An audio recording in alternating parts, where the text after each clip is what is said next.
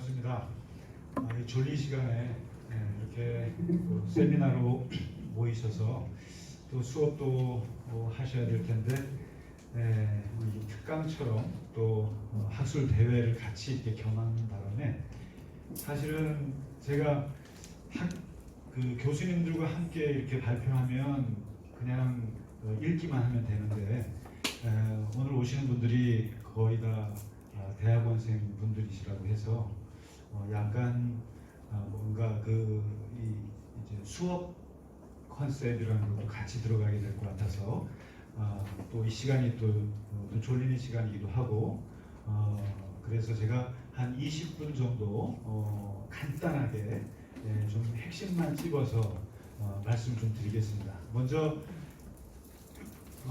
사실 제가 이 논문을 쓰게 된 좀 이유가 하나 있습니다. 왜냐하면 사실 저는 여기 서울신학대학을 졸업했습니다만은 윤리가 좋아서 연세대학교에서 박사를 했는데요. 제 박사 논문이 그 제주 4.3 사건 제노사이드 연구입니다. 그러니까 폭력의 가장 본질적인 차원을 다루는 연구를 했어요. 그러니까 그 논문을 신학계에서는 발표하지 못하게 하더라고요. 오히려 서울대학교 제노사이드 학회에서 발표를 했는데 그만큼 남의 신학자고 목사였는데 그러한 완전히 바이올런스, 폭력을 연구하고 제노사이드를 연구를 했으니까 사회과학 쪽에서는 좋아했을지 몰라도 신학계에서는 환영을 받지 못했습니다. 그리고 저는 기본적으로 사회윤리고요. 낙태를 해야 되냐 말아야 되냐, 사형제가 정당하냐 안 하냐, 동성애를 어떻게 봐야 되느냐, 사회의 어떤 여러 가지 문제들을 놓고 사회과학적인 방법으로 이 기독교적인 관점을 어떻게 세우느냐에 한 십몇 년을 관심을 가졌었는데 그러나 한편으로 저는 이제 목회를 또 계속했고요. 그러나 목회 현장에서는 동성애 관심 없었고 낙태 문제에 별로 관심이 없습니다. 또 그렇다고 제가 얘기할 수도 없는 입장이고 잘. 그러면서 이제 미국 GTU라는 학교에서 잠시 공부할 때 영성학을 접하게 됐고 그러면서 이제 기독교 영성이라는 것이 무엇인가에 대한 이제 관심도 갖게 되고 이 양쪽이었습니다 사실은. 그래서 그러던 중에 누구를 만나게 되냐면은 오늘 스탠리 하와스라고 하는 분, 우리 오성욱 박사님 교수님이 공부하셨던 듀크 대학교 또 현존하는 최고의 기독교 윤리학자입니다. 그리고 오늘 논창하실 김희준 박사님도 토론토에서 스탠리 하와스를 전공하신 한국의 유일한 또 윤리학자시고요. 그래서 그분이 주장했던 윤리인데 이분은 무슨 사회적인 이슈를 어떻게 대답하느냐에 대한 관심보다는 교회가 교회되어야 되고 기독교인이 기독교인으로서 자기 성품과 자기의 덕, 그리고 자기 존재 자체에 대한 관심을 외쳤던 분인데 현재로서는 미국을 떠나서 세계적인 신학자거든요. 그래서 이분의 말에 굉장히 공감을 하게 되면서 그러면서 이제 윤리학의 분야에서도 사실은 이제 덕의 윤리라고 하는 것이 이제 슬슬 이제 지금 흐름이 되고 있습니다. 지금까지는 여러분 아시다시피 규범윤리학이라고 들어보셨을 겁니다. 칸트의 의무주의 들어보셨죠? 벤담의 공리주의 들어보셨을 겁니다. 그러니까 어떻게 최대 다수의 최대 행복을 추구할 것이며 어떻게 인간이 자기의 의무를 행해야 할 것인가 라고 하는 칸트와 벤담의 영향으로 현대 윤리학이 지배를 당했는데 그러다 보니까 모든 것들을 어떤 행위에 대해서 옳고 그르냐, 어떤 행위가 맞느냐, 동성애가 옳으냐 그르냐를 어떻게 사회과학적으로 철학적으로 신학적으로 판단해서 제시를 해야 되느냐라고 하는 그러한 것에 몰두가 되어 있었고 그런 면에서 저도 폭력이 그러면 어떤 것이냐, 그리고 제노사이드, 제주도의 4.3 사건은 어떻게 벌어졌느냐, 이런 거에 이제 제가 관심이 가게 됐던 것이죠. 그런데 이제 그 부분이 사실상 인간을 변화시키지 못하더라라고 하는 것이 덕윤리의 비판이거든요. 그 행위 자체 행위보다도 행위자 자신의 존재가 무엇이냐를 묻기 시작한 거예요. 그러니까 존재가 갖고 있는 인간 행위자의 존재가 갖고 있는 그 성품이 안 좋은데 어떻게 좋은 판단을 할 수 있겠느냐, 좀 더 근원적인 행위의 이제 근원을 찾아가기 시작한 게 이제 덕윤리인데요. 그 바로 이 덕윤리의 어떻게 보면 세계적인 신학자가 이제 스탠리 하우아스라는 분입니다. 그래서 저는 이 스탠리 하우아스라고 하는 이 신학자의 방법론을 땄어요. 그분의 방법론을 가지고 우리 성결교라고 하는 것이 이제 사중복음의 기치 아래 세워진 교단인데 그 사중복음 중에서 성결이라고 하는 부분이 있잖아요. 이 성결이라고 하는 부분이 사실상 존 웨슬레의 성화론, 성화윤리의 성화신학에 큰 영향을 받고 있습니다. 그리고 저같이 기독교 윤리하는 사람들은 사중복음의 4가지 주제 중에 성결에 가장 관심이 많습니다. 근데 이 성결이라고 하는 것이 이제 알고 보면 덕윤리거든요. 어떻게 인간이 성결하게 사느냐, 성품을.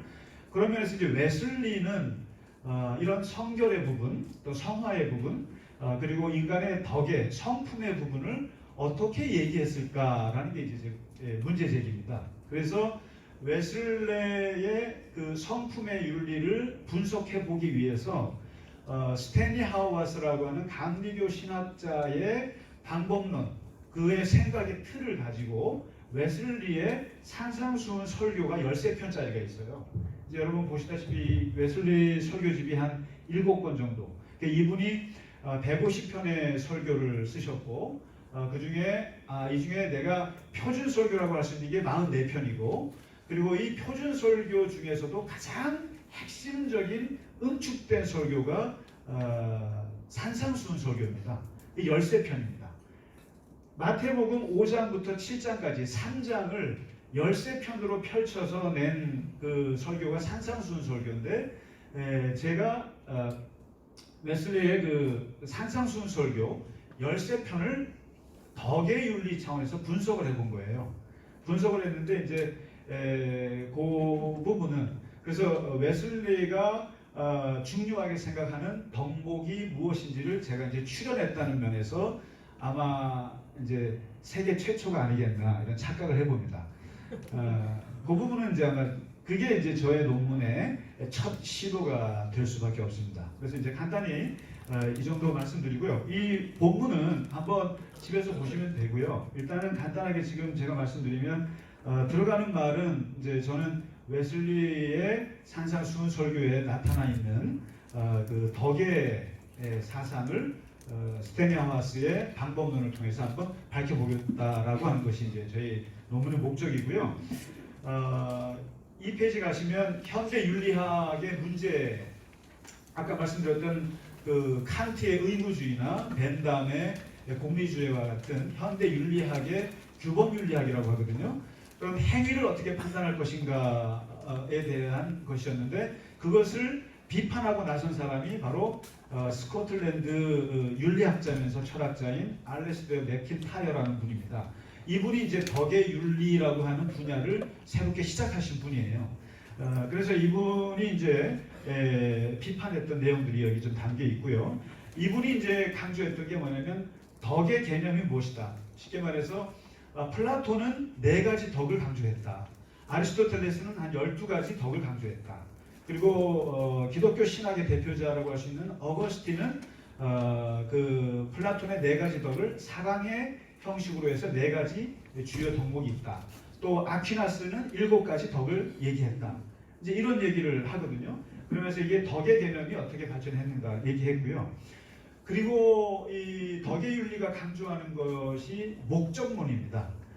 인간의 존재는 기본적으로 어떤 목적을 향하게 되어 있다. 그걸 텔로스라고 합니다. 이게 이제 아리스토텔레스의 개념입니다. 그리고 세 번째는 기능주의라고 하는 이 사람이 어떤 덕을 갖게 되면 그 덕을 어떤 기능에 쓰느냐라고 하는 부분에서 기능주의가 있고요. 그리고 이 덕의 윤리가 강조하는 게 공동체주의입니다. 이 덕이라고 하는 것은 어떤 공동체 안에서 이루어지는 것이지 결코 혼자서 할 수 있는 게 아니다라고 하는 것이 기본적인 이제 이 맥킨타이어가 말하는 덕윤리의 이제 기본이고요. 넘어가시면 4페이지에 가시면 바로 이 맥킨타이어라고 하는 일반 윤리학자의 덕윤리를 기독교 신학으로 끌어들인 사람이 바로 스탠리 하워스입니다.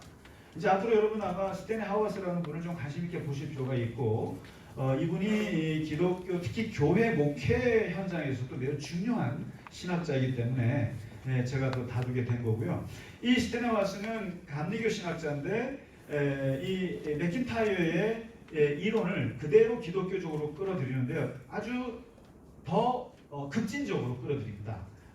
스탠리 하워스는요. 그래서 이 하워스는 첫째 덕이란 무엇인가, 그 다음에 두 번째 목적론, 그리고 세 번째 역사성과 공동체성이 중요하다. 그리고 내러티브, 이야기가 중요하다라고 하는 5가지 방법론을 가지고 있습니다. 그래서 이 5가지 방법론을 이제 제가 사용을 하게 됐는데요. 기본적으로 이제 5페이지에 가보시면은 그 스탠리 하워스는 이제 그렇게 정리를 해요. 플라톤은 용기, 절제, 지혜, 정의 이것을 강조했다. 그리고 아리스토텔레스는 용기, 절제, 관용, 위엄, 고결함, 정중함, 우정, 신실함, 재치, 정의 등 중용까지 한 12개 정도의, 여러분 그래서 니코마코스 윤리학이라고 있습니다. 이게 윤리학의 고전인데 아리스토텔레스의 책이거든요. 거기에서 이제 대략 중요한 덕 한 12가지 정도가 이제 정리가 됩니다. 그리고 이것을 이어받은 아우구스티누스는 절제, 용기, 정의, 신중을 사랑으로 풀었습니다. 그래서 사랑의 사주덕이라고 얘기를 했고요. 그 다음에 이제 아퀴나스는 그 아리스토텔레스와 아우구스티누스를 통해서 절제, 용기, 신중한 정의, 이게 이제 철학적 정의에다가 믿음, 소망, 사랑이라고 하는 신학적인 걸 붙여서 7주덕을 주장을 했고요. 심지어 스탠리 하워스 자신도 자신이 강조하는 덕을 14가지로 정리했습니다. 이게 최근에 이 덕과 성품이라는 책으로 번역됐습니다. 한번 IBP에서 번역이 됐는데요. 스탠리 하워스의 14주덕인 거죠. 그러면서도 정작 이 스탠리 하워스라는 분은 웨슬리를 굉장히 좋아했습니다. 같은 감리교 전통이기도 하지만 자기의 신학을 전개하는 데 있어서 웨슬리만한 모델이 없었던 거예요. 그러면서 이 웨슬리를 굉장히 극찬을 합니다. 극찬을 하면서도 정작 웨슬리는 몇 주덕일까라는 연구는 없어요. 그래서 그 부분을 이제 제가 비집고 들어간 겁니다. 본인은 자기는 14주덕까지는 썼지만 정작 웨슬리는 그의 주요 덕목이 뭔지는 강조한 게 없습니다. 그래서 그 부분을 내가 한번 밝혀야겠다라는 게 이제 제 논문의 주요 목적인 거고요. 그리고 이제 두 번째 방법론은 이제 텔로스입니다. 목적론이죠. 특히 이제 그 목적론에 있어서 웨슬리는 그러면은 어떤 목적론을 갖고 있느냐 했을 때 웨슬리처럼 그 텔로스적인 생각을 갖고 있는 분이 없어요. 이분이 얘기했던 게 성화, 그리고 그리스도인의 완전. 그래서 사람이 끊임없이 구원받고 그 다음에 중생한 이후에 계속적으로 진보해야 한다. 성품이 진보해서 그리스도인의 완전에 이르는 것이어야 된다. 이것은 철저하게 아리스토텔레스의 그 텔로스 목적론에 힘입은 바가 크다고 말할 수 있습니다. 그래서요, 그 스탠리 하워스 뭐라고 그러냐면은 이 웨슬리를 두고 16세기에 카톨릭의 그 이냐시오라고 있습니다. 로욜라 이냐시오, 예수회의 창시자거든요. 여러분 서강대학교가 예수회 학교잖아요. 그 이냐시오하고 똑같다. 웨슬레가. 이 이냐시오가 어떤 분이냐면은 철저하게 영성 훈련을 4주 동안 프로그램을 만든 유일한 분이에요. 카톨릭 내에서. 그래서 스피리추얼 엑서사이즈라고 해서 4주 프로그램을 만들어서 어떻게 구원 이후에 성화되고 하나님과 하나가 되는 단계로 나아가는가, 이것을 체계화하신 분이 예수회인데 마치 웨슬리는 이냐시오하고 비슷하다라고까지 평가를 하고 있습니다. 그러면서 이게 목적론이고요. 그리고 두 번째 방법론이라고 하시면, 세 번째 방법론이 역사성과 공동체성입니다. 다시 말해서 이 스탠리 하워스는 덕이라고 하는 것은 플라톤이 말하는 덕이 다르고 아리스토텔레스가 다르고 어거스틴이 다르다. 왜? 살아온 시대가 다르기 때문이다. 강조하는 덕이 다를 수밖에 없다. 그러면서 이 역사적인 맥락이 다르기 때문에 덕의 관점도 다를 수 있다라고 하는데, 예를 들면 1세기 기독교인들이 강조했던 덕이 무엇이냐? 인내와 소망이라는 거예요. 왜 인내와 소망이었겠느냐?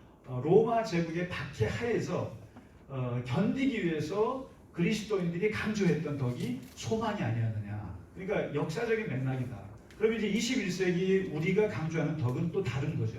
플라톤 때와 다르고. 그래서 이 덕의 윤리는 역사성이 중요하다는 것이고요.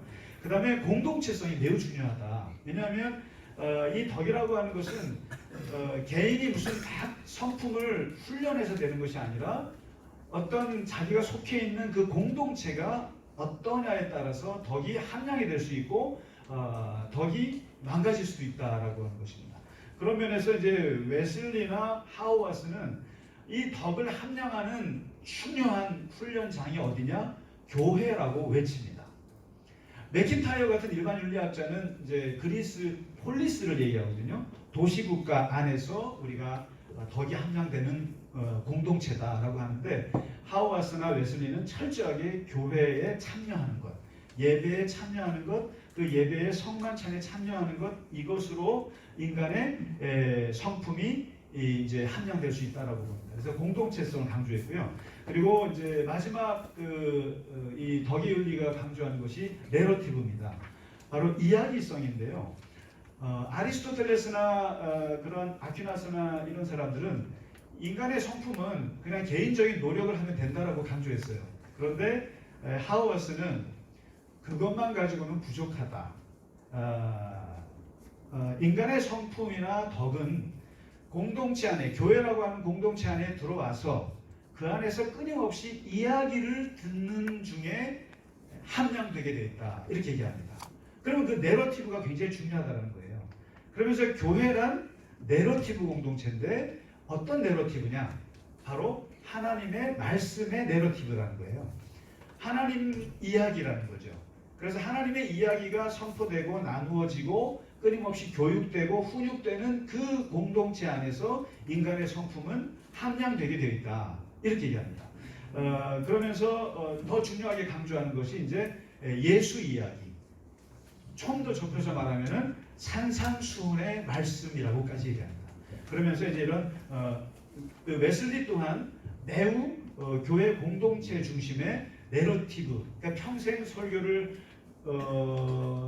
4만 번 이상을 하셨고 50년 동안 새벽 5시에 설교를 하셨고 그리고 뭐 책을 엄청 많이 읽으셨고, 그러니까 웨슬리처럼 내러티브 중심의 덕의 윤리를 한 사람이 있겠느냐라고 하는 거죠. 이제 이렇게 이제 이 정도. 그러니까 하우어스의 4가지 방법론입니다. 목적론, 그리고 두 번째가 역사성, 그다음에 공동체성, 그리고 내러티브성. 이런 정도의 이제 방법론을 가지고 웨슬리를 이제 분석을 가볍게 했고요. 저의 본격적인 작업은 사실 산상수훈 설교에 나와 있는 웨슬리가 말하는 주요 덕목은 무엇인가라는 겁니다. 그래서 10페이지부터 이제 그것인데요. 아시다시피 여러분 마태복음 5, 6, 7장을 읽어보시면은 그 3장에 있는 예수님의 가르침의 핵심 요체거든요. 이게 어떻게 보면 기독교 정신의 가장 중요한 부분이고, 산상수훈을 비껴나가고서는 기독교 정신을 말할 수가 없지 않습니까? 근데 이 웨슬리도 이 산상수훈 설교를 10년 동안 집중적으로 연구해서 써낸 겁니다. 13편이. 그러니까 그분의 신학의 아주 요체라고 말할 수 있는데, 이 5장부터 7장을 웨슬리는 1부, 2부, 3부로 나눠서 13편으로 펼쳤는데, 이것을 제가 좀 뭐 무리가 될지 모릅니다만은 덕의 윤리 관점에서 재구성을 했습니다. 그 13편을요. 재구성해서 제목을 7가지로 다시 달아봤습니다. 웨슬리의 설교를. 첫째는 덕의 내용이 무엇이냐. 그 다음에 덕의 사회성, 그리고 완전성, 그 다음에 덕의 의도성, 덕의 고양성, 그 다음에 덕의 장애물, 그리고 덕을 어떻게 분별하느냐 해서 7가지 주제로 다시 구성을 해봤고요. 그리고 여기서 가장 중요한 부분이 맨 앞부분입니다. 덕의 내용이 무엇인가. 그래서 웨슬리는 덕을 어디서 찾았는가 했을 때 팔복에서 찾았다고 보았습니다. 저는요. 팔복에서. 그래서 아까 말씀드렸다시피 플라톤은 4개, 아리스토텔레스는 뭐 12개 정도, 아우구스티누스는 4개, 아퀴나스는 7개인데 저는 이제 웨슬리의 주요 덕목은 8주덕이라고 강조하겠다라고 이제 주장하는 것입니다. 그리고 철저하게 웨슬리는 팔복의 순서를 그대로 따랐고 그 팔복의 하나하나를 성품 윤리로 이제 전환을 하고 있다. 그래서 첫째가 겸손. 여러분 마음이 가난한 자는 복이 있나니. 이건 이제 겸손이라고 하는 것입니다. 내용은 제가 자세히 읽지 않겠습니다. 그리고 두 번째는 애통이라고 나오죠. 애통은 이것은 제가 소망이라는 말로 일반 용어로 전환을 해봤습니다. 소망. 그리고 세 번째는 온유입니다. 이 온유는 사실 아리스토텔레스의 중용과 비슷한 개념입니다. 정말 중요한 개념인데 이 아마 설교를 한번 쭉 보시면 웨슬리가 굉장히 온유를 강조를 많이 합니다. 온유 부분. 왜냐하면 이게 모든 마음의 평정을 유지하고 지나침 없이 극단을 피하고 인간 정서의 균형을 잡는 인간의 아주 중요한 덕목이 온유입니다. 그런 면에서 아리스토텔레스는 바로 이러한 것을 중용이라고 얘기했거든요. 극단적으로 치우치는 것을 막아주는 걸 중용인데 이것이 기독교적으로는 온유가 그 역할을 한다고 볼 수가 있을 겁니다. 그리고 네 번째가 의의 주림. 이것은 이제 의가 공의지 않습니까? 하나님의 의, 정의. 그런 면에서 정의의 덕으로 이제 제가 전환을 해봤습니다. 그래서 이제 의의 주림 있고요. 그 다음에 다섯 번째가 이제 긍휼히 여기는 것. 이것은 자비와 사랑인데 웨슬리가 설교 전반에 걸쳐서 가장 강조하고 있는 덕이 사랑의 덕입니다. 그리고 이 사랑의 덕이야말로 모든 덕을 대표하는 것이고 그리고 율법의 완성이고 계명의 완결이다. 그래서 이제 바울이 말하는 그 고린도전서 13장의 사랑론을 그대로 따릅니다. 사랑은 어떻고 이런 부분을 다 따르면서 사랑은 인간 존재 안에서 하나님의 형상을 회복하는 과정이고 이것이 바로 구원이다 라고까지 강조합니다. 이렇게 이제 사랑을 강조하고요. 그 다음에 여섯 번째가 마음의 청결, 마음이 깨끗한 자 있잖아요. 이 부분은 진실이라고 바꿔봤습니다. 진실, 인간의 진실, 내면의 진실 이런 부분이고요. 그리고 일곱 번째가 평화, 화평의 덕입니다. 그래서 모든 논쟁에서 그것을 피하고 또 모든 것이 이제 화평되기를 원하는 이런 마음의 성품들 이렇게 얘기하고 있고요. 마지막 여덟 번째가 이제 제가 좀 어려웠는데요. 이게 박해입니다. 박해와 고난인데 이것을 덕이라고 봐야 되느냐, 고난받는 것을. 이 부분은 일반 덕윤리에서는 좀 상상하기 어려운 성품이라고 말할 수 있을 겁니다. 아리스토텔레스나 플라톤이나 어거스틴 그 누구도 박해를 덕이라고 말한 사람은 없어요. 그런데 이제 이것은 제가 좀 무리해서 이 기독교 덕윤리에서만 가능한 게 아니겠는가. 그리고 앞에 7가지 온유와 겸손과 소망과 정의와 진실과 화평과 사랑의 덕을 가지고 있는 사람들이 당하게 될 사회적 박해, 사회적 고난 이것도 덕으로 보자라고 하는 것이 이제 저의 주장입니다. 그리고 이제 이게 가장 중요한 부분이 되고요. 그 다음부터는 이 덕을 어떻게 설명할 것인가를 이제 말해주고 있는 부분인데 첫 번째 덕은 사회성이 있어야 한다. 모든 덕은 다 사회를 떠나서는 이해할 수 없다라고 하는 부분이고요. 이게 빛과 소금 설교에서 그렇게 말할 수 있습니다. 그리고 두 번째는 덕의 완전성. 바리새인보다 무엇이 더 완전하냐 했을 때 내면적이고 정신적인 면에서 더 완전해야 한다. 덕에 있어서. 그리고 세 번째는 덕을 어떻게 고양할 것인가 라고 하는 부분에 있어서 웨슬리가 말하는 것이 금식이 나옵니다. 금식이라고 하는 것이 우리가 이제 금식하면 기도 응답 받는데 최고죠. 금식하면 하나님이 꼼짝 못하시지 않습니까? 그런데 그런 부분이 아니라 덕의 윤리 차원에서 금식이라고 하는 부분은 교만과 허영과 사욕과 난폭한 성품과 이런 분노들을 가라앉힐 수 있는 기가 막힌 방법이라는 거죠. 금식이라고 하는 것이. 그리고 덕을 고양하기 위한 방법 중에 성경을 묵상하는 것, 말씀을 듣는 것, 그다음에 성만찬에 참여하는 것, 이런 것들이 지금 웨슬리가 말하고 있습니다. 그 다음에 네 번째는 그 덕을 가로막는 장애물들이 많이 나오는데요.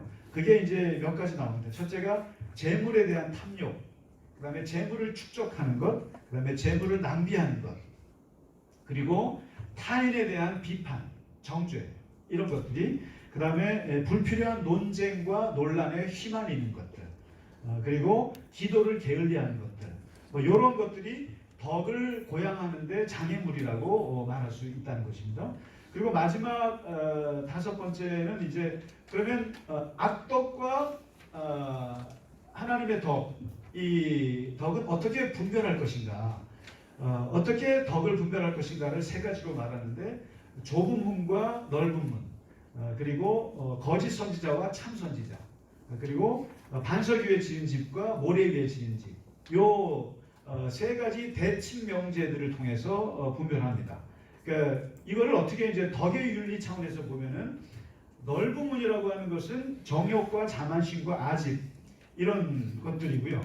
그리고 이제 좁은 문은 가난한 마음의 길, 애통의 길, 온유의 길, 아까 말씀드렸던 8가지 덕들을 갖춘 걸 말한다는 겁니다. 그러니까 지금 우리가 산상수훈 설교를 넓은 문 이걸 다 구원의 길로만 생각하지만 덕의 윤리의 차원에서 보면 인간의 성품과 기질 이런 것들 차원에서 다 볼 수 있는 것이죠. 실제로 웨슬리도 그렇게 묘사들을 다 하고 있고요. 그리고 거짓 선지자는 누구냐? 겸손, 애통, 온유 이런 것들을 안 가르치는 사람들이 거짓 선지자다. 이렇게 봅니다. 참 선지자는 교만하고 그런 사람들을 온유하고 겸손하게 만드는 사람이 참 선지자다. 예, 이렇게 얘기를 하죠. 뭐 모래 위에 지은 집, 또 반석 위에 지은 집도 마찬가지로 성품으로 다 풀어갈 수 있다는 것입니다. 그래서 이제 이 마지막 산상수훈 설교를 이제 마치는 것을 제가 이제 인용을 해놨고요. 나가는 말 마지막 결론적으로 말씀드리면 사실 웨슬리는 누구보다도 덕윤리학자라고 봐도 무방하다라고 말할 수 있을 것 같습니다. 그리고 그가 실제로 그리스도인의 완전 또 그리고 성화를 얘기할 때는 철저하게 이게 인간의 성품 문제, 인간의 기질 문제 이것을 어떻게 하나님 안에서 변화시켜 나가는가라는 면에서 오늘날의 중요한 덕윤리의 신학적 모델이라고 말할 수 있겠다는 것입니다. 기독교는 외면적 종교이기 전에 내면적 종교고 또 사회적 성결로 드러나기 전에 개인적 성결이 중요하고 또 행위를 판단하기 전에 그 그리스도인의 존재 자체에 주목하는 것 이것이 이제 덕윤리의 핵심인데 웨슬리의 또 중요한 관심사이라는 것입니다.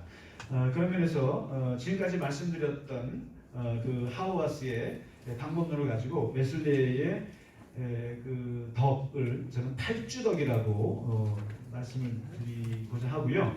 다만 이제 이게 처음 시도되는 것이다 보니까 좀 비판의 여지가 있을 수 있습니다. 왜냐하면 왜 설교 13편만 가지고 분석했느냐.